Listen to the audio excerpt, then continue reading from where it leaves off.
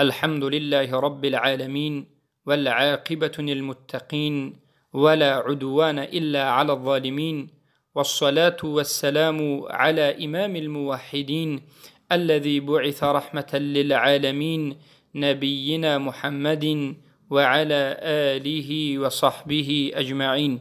أما بعد، السلام عليكم ورحمة الله وبركاته. بإذن الله سبحانه وتعالى این حلقه سیهم از آموزش توحید است و ان شاء الله سبحانه و تعالی در این حلقه به شما رکنهای توحید و از کجا به وجود آمدن توحید و این چنین دیگر تقسیمات توحید را به شما بیان خواهیم کرد. برادران و خواهران موحدم، بارک الله فیکم، این توحیدی که تا امروز 29 حلقه درسی به شما شرح دادیم، به شما قسم از مسائلش را بیان نمودیم، بدانید که از یک چند جهت و با یک چند نمود تقسیمات دارد. اولا از همه مهمترین چیز توحید این رکنهای توحید است. رکن چیست؟ رکن از همه مهمترین یک جزئی چیز را رکن میگویند. مثال رکن انسان به مانند قلب انسان، وقتی که قلب نابود می شود یا قلب از کار می ماند، انسان هم نابود می شود، انسان هم از این فعالیت می ماند و می میرد. یا که اساسی بگوییم ماشین، این موتوری که هست، ماشین، این سیاره هایی که هست، اساسش، قلبش، رکنش این چی هست؟ مکینه، یعنی موتور است.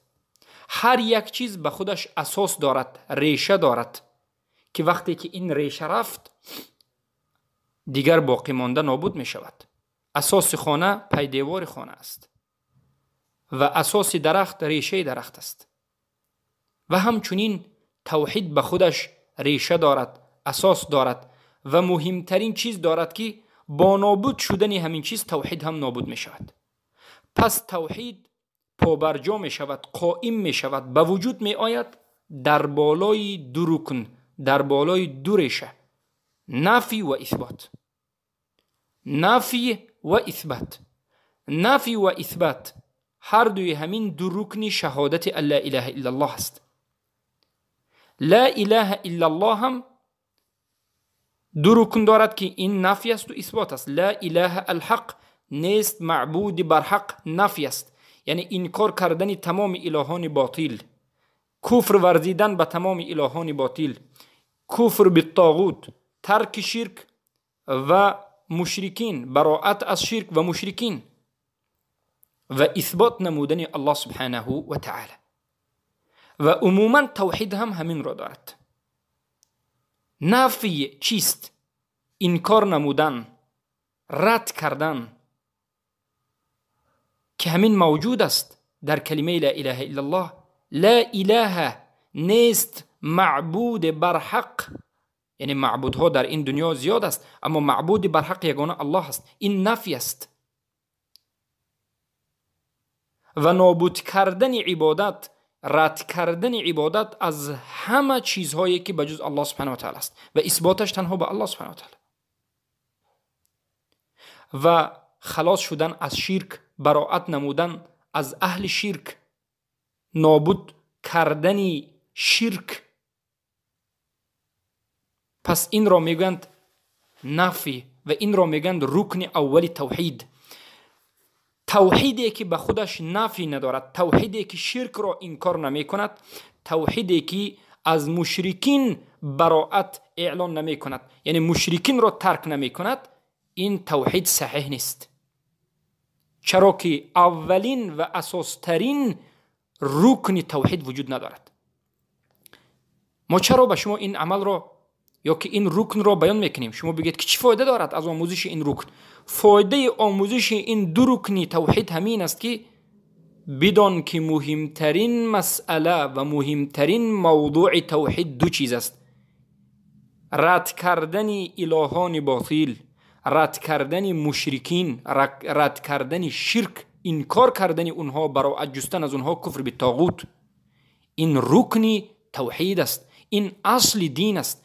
وقتی که این رکن نابود می شود، توحید نابود می شود. و بعد از این اثبات الله سبحانه و تعالی، چخیلی که الله سبحانه و تعالی در سوره بقره بعد از آیت الکرسی بیان نمود: فمن یکفر بالطاغوت، پس هر کسی که از شما کفر ورزد به طاغوت، رد کند طاغوت را، طاغوت یعنی شرک را، مشرکین و کفار را رد بکند، انکار بکند، نفی کند، و بعد از این و یؤمن بالله، و ایمان به الله بیارد، و یوحد الله، و ایمان را ثابت کند در وحدانیت الله، در یگانگی الله موحد بشود، بعد از این فقد استمسک بالعروة الوثقی، به تحقیق چنگ زده است به زنجیر آهنین به لا اله الا الله. یعنی ما همون وقت از اهل توحید میشویم، همون وقت موحد میشویم، همون وقت از اهل لا اله الا الله محمد رسول الله میشویم که نفی و اثبات را به جا بیاوریم، الله سبحانه و تعالی را اثبات بکنیم. چگونه اثبات میکنیم؟ در اطاعتش الله را اطاعت بکنیم، در ربوبیت الله را اثبات بکنیم که الله خالق است و حاکم است و رازق است و همه حکم از آن الله، همه خلق از آن الله، همه علم از آن الله. و بعد از این در الوهیت الله را اثبات بکنیم، الوهیتش را، و بگوییم که تمام عبادت خاص الله است و بجز الله عبادت کردن این شرک است و کفر است، و تمام عمل باید به الله یگانه، به خودش تنها، به خودش انجام داده شود. و توحید در اسما و صفاتش، توحید در اطاعت، توحید در قصد، توحید در محبت، توحید در توکل، و توحید در حکم، یعنی بگوییم که یگانه حکم الله باید تطبیق کرده شود و حکم غیر الله تطبیق کرده نشود و اراده و خواست هم کرده نشود. انامین توحید است، انامین اثبات الله است. اما یک کسی بیاید بگوید که من الله را اثبات میکنم، الله هست، و بعد از این غیر الله را اطاعت بکند، به غیر الله عبادت بکند، به غیر حکم الله حکم بکند، به غیر حکم الله اراده بکند، این موحد نیست، این الله را اثبات نکرده است، این مشرک است. تنها با زبان اثبات کردن الله کافی نیست، هم با زبان و هم با قلب و اعتقاد، هم با عمل، هم با جسم ما باید الله سبحانه و تعالی اثبات بکنیم. پس بارک الله فیکم، وقتی که الله را اثبات کردی بدان که باید نفی هم داشته باشی. نفیت چیست؟ از مشرکین براءت اعلان بکنی، از شرک دست بکشی، خودت را موحد بگویی، با همراهی مشرکین باشی، در گروه مشرکین باشی، دوست مشرکین باشی، موالات با مشرکین داشته باشی، کفر به طاغوت نداشته باشی، بگویی که بله من شرک را ترک میکنم اما مشرکین را تکفیر کرده نمیتوانم، مشرکین را دشمن گفته نمیتوانم، دیگر علاج نیست، این روز همین است و آن است و این است. بدون که انامین سبب می شود که تو توحیدت نابود می شود، تو از جمله موحدین نیستی، برای اینکه تو خلل داری، در چیز عادی خلل نداری، خللی تو در رکن است، مهمترین چیز توحید، ریشه اساس توحید. اگر توحید دو ریشه دارد، تو یک ریشه اش رو خشک کردی، نابود کردی. بله توحید به خواست من تو به وجود یعنی می آید، اما اگر درست قبول بکنیم، ما به خواست خود توحید را تغییر داده نمیتوانیم بگوییم که من موحدم فقط الله را اثبات میکنم اما شرک را هم ترک کنم، مشرکین را ترک نمیکنم. توحید من همین است، خواهی همین نخواهی نه، این چنین چیزی وجود ندارد. وقتی که الله گفت اگر تو خواهی که موحد باشی باید تو آخر قبول بکنی.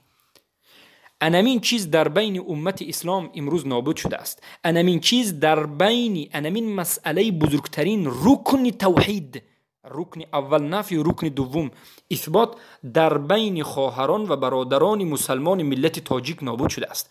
کفار همین چیز را از ما گرفته اند.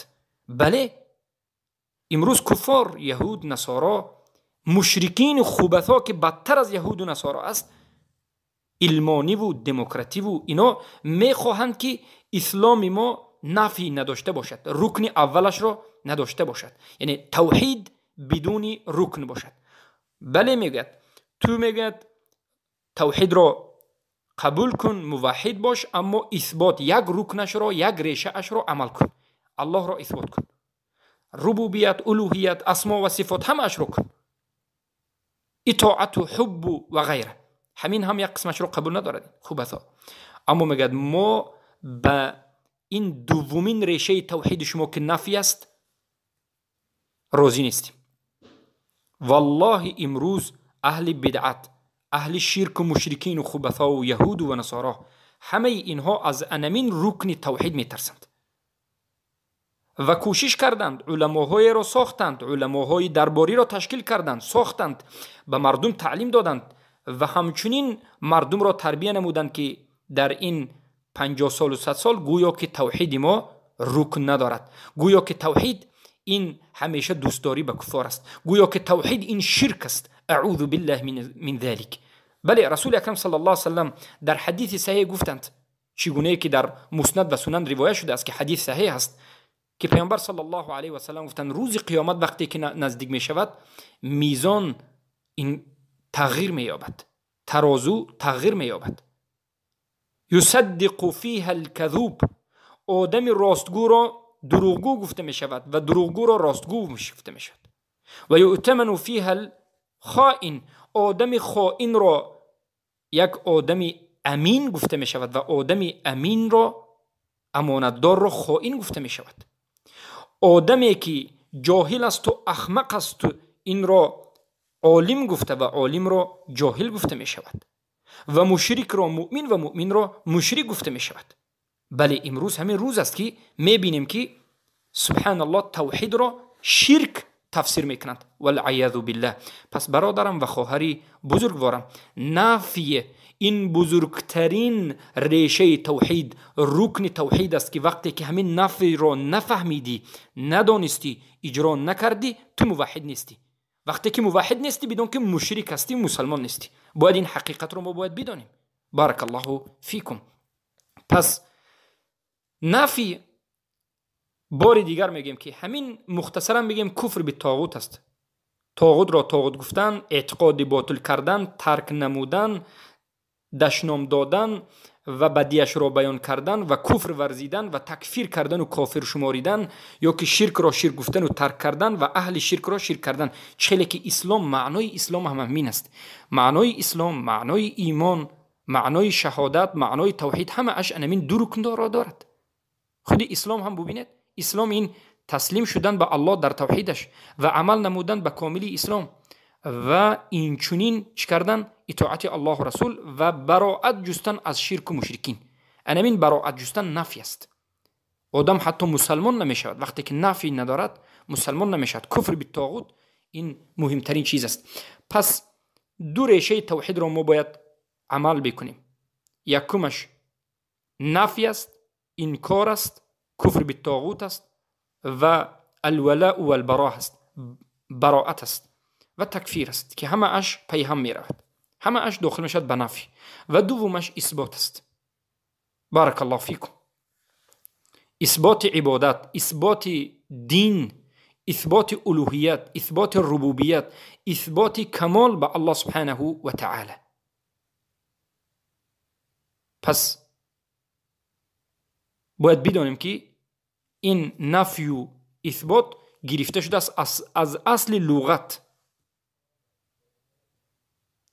برای آنکه کلمه توحید در لغت هم وقتی که گفته می شود، در مصطلح هم حتما به همین نفی و اثبات می بود. یک چیز رو رد میکند و یک چیز دیگر رو افراد میکند، اثبات میکند.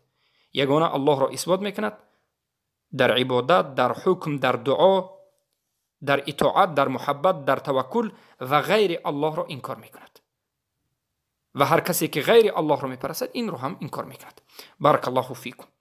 این بود رکنهای توحید. اما حالا به شما موضوع یا مسئله دیگری را باز میکنیم که این هم مهمترین مسئله هست. همین توحید از کجا به وجود می آید؟ مکان توحید در انسان کجا هست؟ رکنهای توحیدی که در جسم انسان وجود دارد، یا به دیگر عباره بگوییم مکانی به وجود آمدن توحید در انسان کجاست؟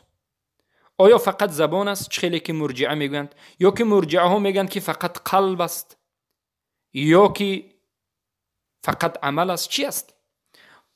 برای این مسئله رو فهمیدن که مکان توحید کجا هست، ما باید ایمان رو درست فهمیم. ببینید در تمام مسئله به ایمان باز میگردیم. اهل سنت و الجماعت میگن که ایمان این قول است و عمل است و اعتقاد است. ایمان این با زبان است و با دل است و با جسم است. یعنی قول با زبان، عمل با جسم، اعتقاد با قلب. زیاد و کم می شود. ایمان زیاد و کم می شود. پس توحیدم با زبان است و با عمل است و با قلب است. یعنی با اعتقاد است. با زبان با سخن کردن، با دل با اعتقاد و با قولش، با عملش و با جسم با عملش. و توحید هم زیاد و کم می شود. مرجعه ها که ایمان را غلط فهمیدند، توحید را غلط فهمیدند، خطا فهمیدند. پس برادرم و خواهر عزیزم، ایمان را درست و صحیح بفهم. امروز تمام گمراهان که در توحید گمراه شده اند، مشکلیشان در ایمان است. ایمان را تا به حال نفهمیده اند. ما در این مسئله ایمان حلقه های زیاده داریم. در گروه بیان عقیده اهل سنت و الجماعت در اول های درس وجود دارد که ایمان در نزد اهل سنت و الجماعت چی است، ایمان در نزد معتزله و خوارج، ایمان در نزد مرجعه و قسم های مرجعه، 9 قسم مرجعه همش ذکر شده است. پس برادرم و خواهر عزیزم، اولین رکن توحید از نظر مکان، یعنی مکان پیدایشش، این دیگر رکن است. این رکنی که پیدا می شود. اولین جای پیدایش توحید این قلب است. در قلب یعنی قلب شناختن الله، تصدیق نمودن الله، اعتقاد کردن الله. توحید در قلب یعنی تصدیق کردن و اعتقاد کردن، این قول قلب است. قلب دو حالت دارد. حالت اول دو حالت دارد. حالت اول سخن قلب است. قول قلب میگن علما. قول به زبان عربی سخن قلب. سخن قلب انمی شناختن الله، تصدیق کردن الله، اقرار الله، اقرار توحید، این قول قلب است. این یکمین رکن توحید است. باید توحید رو ما باید به سخن دل، یعنی به اعتقاد و به تصدیق و به اقرار قبول بکنیم. بعد از این با دلمون هم عمل بکنیم. رکن دومی مکان توحید، یعنی به وجود آمدن توحیدی که از این دوم جا باید حتما به وجود آید. اگر از اینجا به وجود نآید توحید صحیح نیست. این عمل قلب است. سخن قلب اعتقاد بود، سخن قلب تصدیق، سخن قلب اقرار، تصدیق توحید، ربوبیت، الوهیت، اسماء و صفات، اطاعت و غیره، همش تصدیق نمودن حکم الله، اقرار و معرفت و شناخت، این همه اش قول قلب است، سخن قلب است. عمل قلب چیست؟ عمل قلب این دومین رکن توحید است که ما باید الله را هم عمل قلب با همراهی عمل قلب هم باید بشناسیم و عمل بکنیم. به مانندی بار علما میگن این چنین اقرار یگانگی الله، تنهاگی الله با تمام نمودهای عبادت، عبادت قلبی، عبادت های قلبی، عمل قلب چی؟ محبت، ذل، شکستگی، خضوع، بزرگ شماریدن الله، ذبح کردن، یا که بگیم نظر و توکل، رجا، خوف، همه این عمل های قلب است. وقتی که شما به قلبتون به الله بزرگی را نسبت نمیدید، در قلبتون الله بزرگ نیست، دانید که شما در عمل قلب توحیدتون مشکلی دارد. هر کسی که در دلش الله را بزرگ نمیشمارد، پس در عمل دلش توحید ندارد. هر کسی که در دل با دلش الله را دوست نمیدارد، این توحیدش ترک شده است و به کفر واقع شده است و کافر است و عمل قلبش مشکلی دارد. سبحان الله. این دومین رکن توحید از جهتی به وجود آمدنش است که اول باید اقرار بگیم، تصدیق بکنیم، بعد از این عملها را تنها به الله انجام میدیم. یعنی یگانه به الله توکل کردن. توکل این عمل قلب است. ترسیدن عمل قلب است. محبت عمل قلب است. نظر عمل قلب است. و سومین رکنی به وجود آمدن توحید، سومین مکانی که توحید از همونجا حتما باید به وجود بیاید، این زبان است. زبان، سخن زبان چگونه؟ با نطق کردن توحید، با ذکر الله و با دعای تنها دعا کردن الله، با نطق توحید. این سومین رکن است که باید توحید از اینجا به وجود آید. و چهارمین رکن این عمل جسم است. چهارمین رکن و اساسی که باید از همونجا توحید به وجود آید این عمل نمودن با جسم.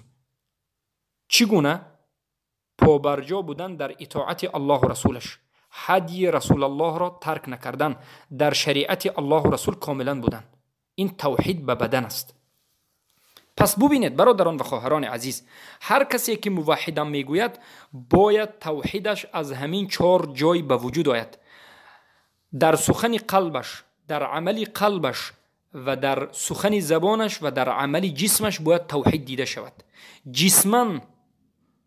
جسماً باید به الله سجده کند، به الله رکوع کند، در راه الله حرکت بکند و جسماً باید شرک را ترک کند، به غیر الله سجده نکند، به غیر الله قدم نزند و غیر الله را اراده نکند. این جسماً است. برای آنکه توحید این هم انجام دادن عمل به خاطر الله و هم ترک عملی که به غیر الله است. هر دوش باید به وجود آید.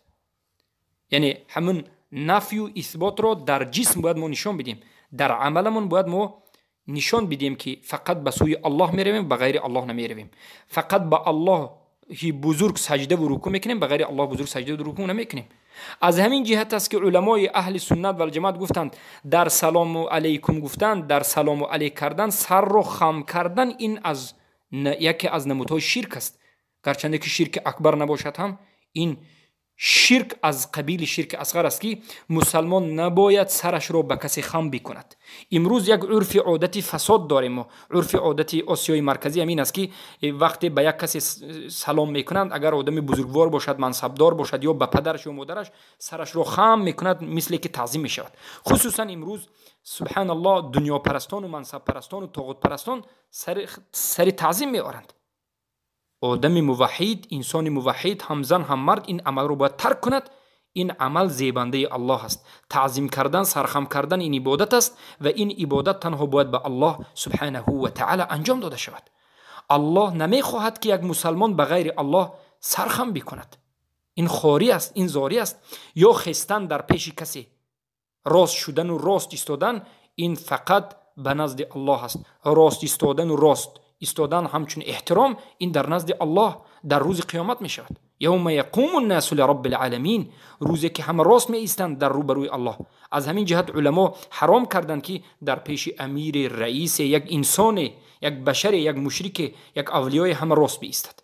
یا تعظیم کنون عقب رود، یا پیش آید، یا دستش را بوسد، یا پایش را بوسد. این همه شرک است.